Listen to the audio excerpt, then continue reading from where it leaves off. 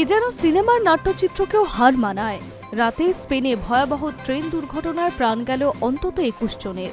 একই ট্র্যাকে মুখোমুখি দুটি হাইস্পিড ট্রেনের ধাক্কায় ট্র্যাকটি দুমড়ে মুচড়ে গেল।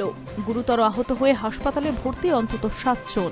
পরিস্থিতি এমনই যে উদ্ধার কার্য অত্যন্ত কঠিন হয়ে পড়েছে পুলিশ ও বিপর্যয় মোকাবিলা দলের কাছে।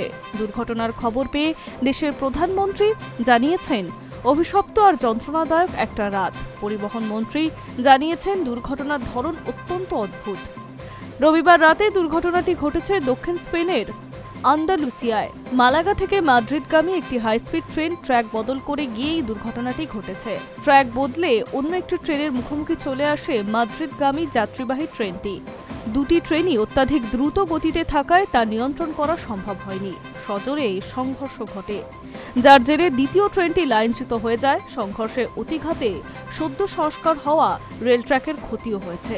স্পেনের আদিফ রেল নেটওয়ার্কের তরফে দুর্ঘটনাস্থলের ভিডিও পোস্ট করা হয়েছে।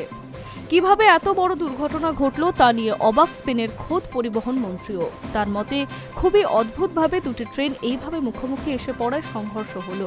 পুলিশ ও উদ্ধারকারী দল জানিয়েছে, ট্রাকের পাতগুলি এই দুর্ঘটনার ফলে ক্ষতিগ্রস্ত হয়েছে। অথচ এই রেল ট্র্যাক নাকি সদ্যই সংস্কার করা হয়েছিল।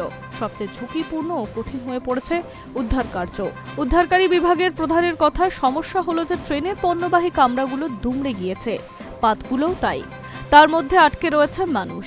জীবিতদের উদ্ধার করার জন্য আমাদের মৃতদেহ পেরিয়ে যেতে হচ্ছে। খুব কঠিন কাজ, অনেক কৌশল করতে হচ্ছে। দুর্ঘটনা সম্পর্কে বিস্তারিত খোঁজখবর নেওয়ার পর এই নিয়ে সাংবাদিক বৈঠক করেছেন স্পেনের প্রধানমন্ত্রী। তিনি জানাচ্ছেন, সংঘর্ষের অভিঘাতে কোনো কোনো কামরার অংশও ছিটকে পড়েছে অন্তত ৪ মিটার দূরে। High news network.